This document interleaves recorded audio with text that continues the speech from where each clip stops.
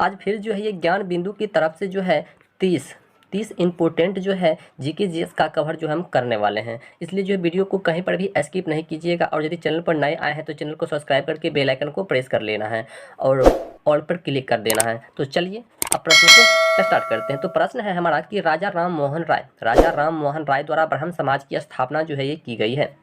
राजा राम मोहन राय के द्वारा ब्राह्मण समाज की स्थापना जो है ये कब किया गया है? तो वो इस प्रश्न का बिल्कुल सही जवाब जो है ऑप्शन नंबर सी हो जाएगा कि 1828 ईस्वी में जो है राजा राम के द्वारा जो है ये ब्राह्मण समाज की स्थापना जो है किया गया है। देखो ये ज्ञान बिंदु की तरफ से आया हुआ प्रश्न है, ठीक है।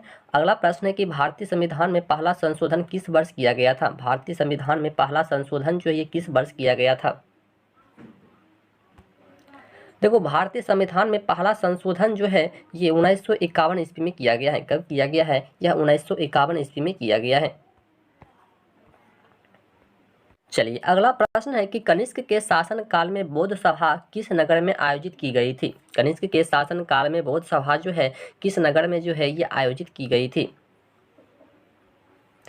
देखो ये कश्मीर में किया गया था। कहाँ पर किया गया था? तो ये जो है कश्मीर में किया गया था। चलिए अगला प्रश्न है कि निम्नलिखित में से किस परिस्थिति में भारत में स्वतंत्रता के मौलिक अधिकार को कम किया जाता है? निम्नलिखित में से किस परिस्थिति में भारत में स्वतंत्रता के मौलिक अधिकार को जो है मतलब कम किया जाता है, ये बताना है। कम किया जाता है। देखो ये राष्ट्रीय आपातकाल की स्थिति में, राष्ट्रीय आपातकाल की स्थिति में जो है ये कम किया जाता है। भारत में स्वतंत्रता के मौलिक अधिकार को जो है ये राष्ट्रीय आपातकाल की स्थिति में जो है ये कम किया जाता है। चलिए अगला प्रश्न है कि नौकरशाही का कार्य है। नौकरशाही का कार्य जो है ये क्या होता है? नौकरशाही का कार्य जो है ये क्या होता है? देखो नौकरशाही का कार्य होता है कि सरकार की नीतियों को लागू करना, उसके बाद प्रशासन चलाना, उसके बाद होता है कि मंत्रियों की सहायता करना। यानी कि इस प्रश्न का बिल्कुल सही जवाब जो है ऑप्शन नंबर डी हो जाएगा, उपयुक्त सभी हो जाएगा। चलिए अगला प्रश्न है कि पूर्वी पर्वत श्रृंखला के रूप में जानी जाती है। पूर्वी पर्वत श्रृंखला के रूप में जो है किसे जानी जाती है? देखो ये पटकाई पहाड़ियों को जानी जाती है। पूर्वी पर्वत श्रृंखला के रूप में जो है ये पटकाई पहाड़ियों को जो है ये जाना जाता है। चलिए अगला प्रश्न है कि सुरक्षा प्रकोष्ठ की नीति संबंधित है। सुरक्षा प्रकोष्ठ की नीति जो है ये किससे संबंधित है? यह जो है किससे संबंधित है? देखो ये वारेन हेस्टिंग्स से संबंधित है। इस प्रश्न का बिल्कुल सही जवाब जो है ऑप्शन नंबर ए हो जाएगा, वारेन हेस्टिंग्स से संबंधित है। चलिए अगला प्रश्न है कि all India trade union Congress का प्रथम अध्यक्ष जो है ये कौन थे? All India trade union Congress का प्रथम अध्यक्ष जो है ये कौन था? देखो प्रथम अध्यक्ष जो है ये लाला लाजपत राय हो जाएगा। क्या हो जाएगा? ये लाला लाजपत राय जो है इस प्रश्न का बिल्कुल सही जवाब। प्रश्न को देखो कहीं पर भी स्किप नहीं करना है। चलिए अगला प्रश्न बताना है कि महात्मा बुद्ध ने अपना पहला धर्म चक्र परिवर्तन किस स्थान पर दिया था? महात्मा बुद्ध ने अपना पहला धर्म चक्र परिवर्तन जो है यह किस स्थान पर जो है ये दिया था? देखो पहला धर्म चक्र परिवर्तन जो है ये सारनाथ में दिया था। कहाँ पर दिया था? ये जो है सारनाथ में दिया था। चलिए अगला प्रश्न है कि निम्नलिखित में से किसको संविधान द्वारा मौलिक अधिकारों को लागू करने की शक्ति दी गई है? निम्नलिखित में से किसको संविधान द्वारा मौलिक अधिकारों को लागू करने की जो है ये शक्ति दिया गया है? देखो ये सर्वोच्च न्यायालय एवं उच्च न्यायालय को दिया गया है। इस प्रश्न का बिल्कुल सही जवाब जो है ऑप्शन नंबर डी हो जाएगा। चलिए अगला प्रश्न है निम्नलिखित में से कौन सा विषय समवर्ती सूची में है? ऐसा कौन सा विषय है जो कि समवर्ती सूची के अंतर्गत आता है?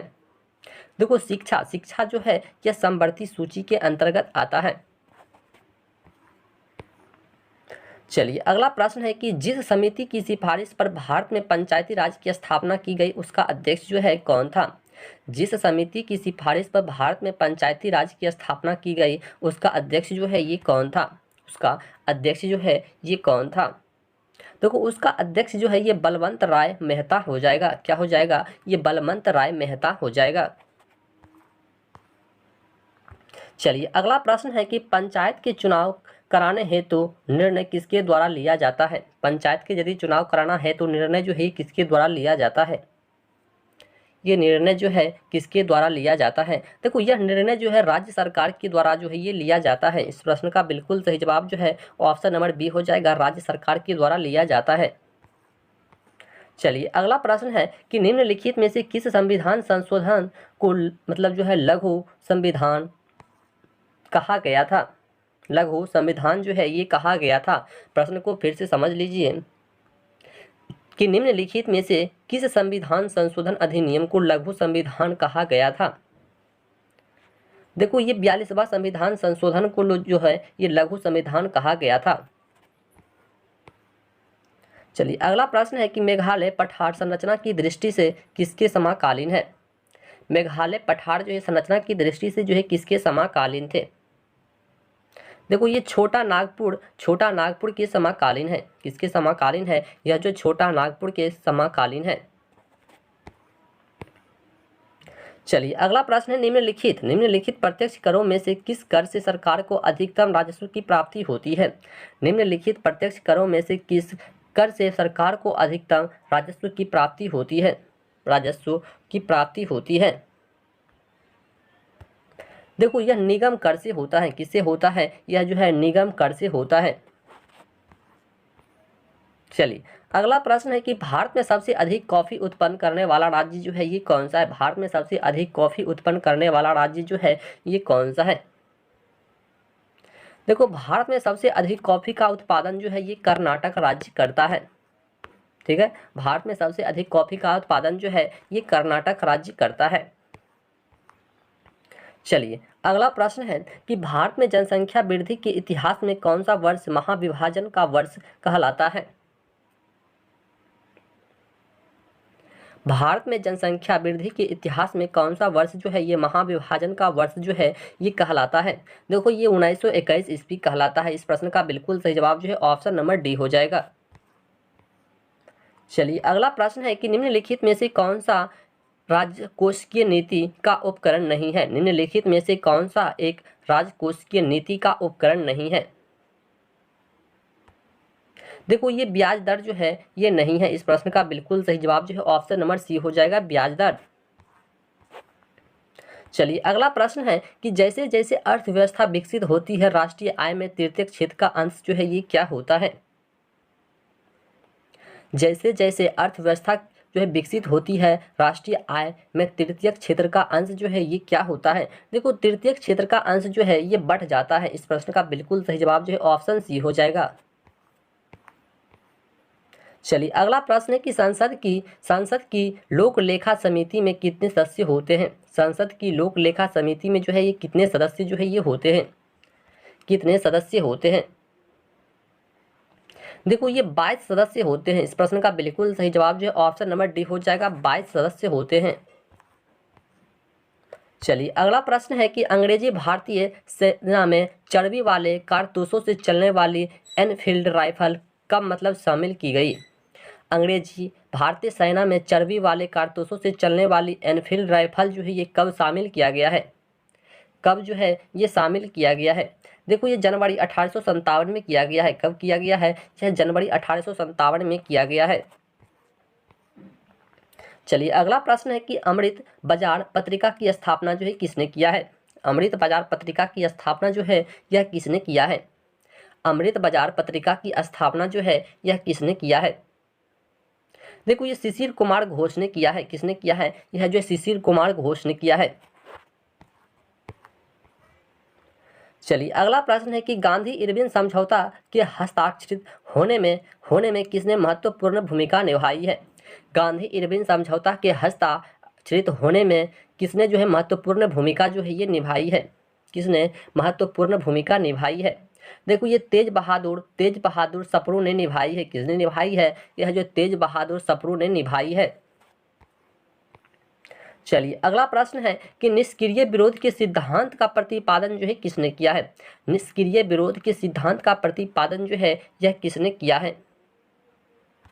देखो यह अरविंद घोष ने किया है। किसने किया है? यह जो है अरविंद घोष ने किया है। चलिए अगला प्रश्न है कि सांप्रदायिक अवार्ड एवं पूना पैक्ट में क्रमशः दलित वर्ग के लिए कितनी सीटें दी गई है।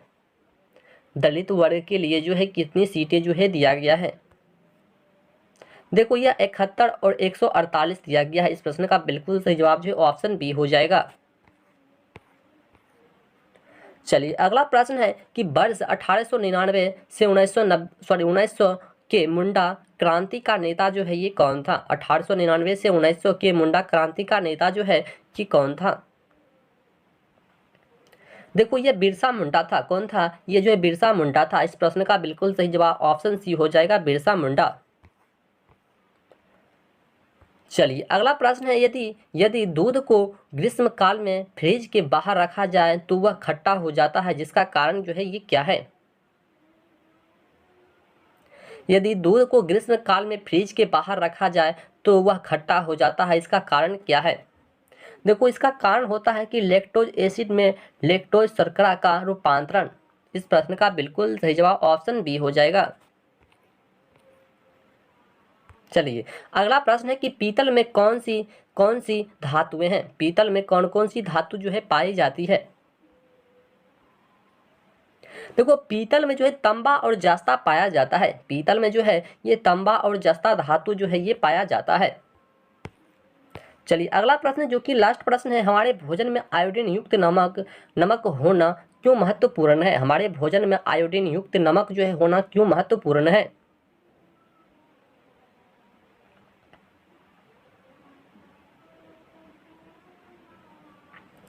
देखो यह महत्वपूर्ण इसलिए है क्योंकि यह जो है थायराइड ग्रंथि के सुचारू संचालन में मदद करता है। इस प्रश्न का बिल्कुल सही जवाब ऑप्शन सी हो जाएगा। तो यदि वीडियो अच्छा लगा हो तो दोस्तों के साथ ज़्यादा से ज़्यादा शेयर करें। तो मिलते हैं फिर से इस तरह का नेक्स्ट वीडियो में, तब तक के लिए जय हिंद जय भारत।